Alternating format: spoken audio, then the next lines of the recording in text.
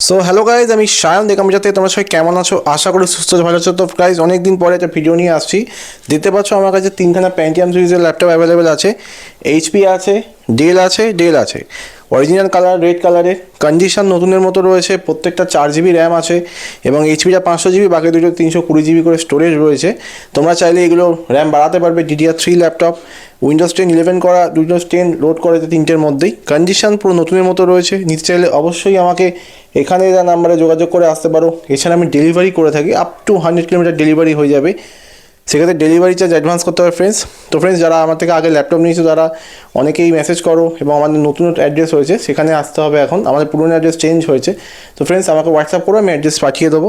তো ফ্রেন্ডস, দেখতে পাচ্ছ ল্যাপটপগুলো কন্ডিশন নতুনের মতো।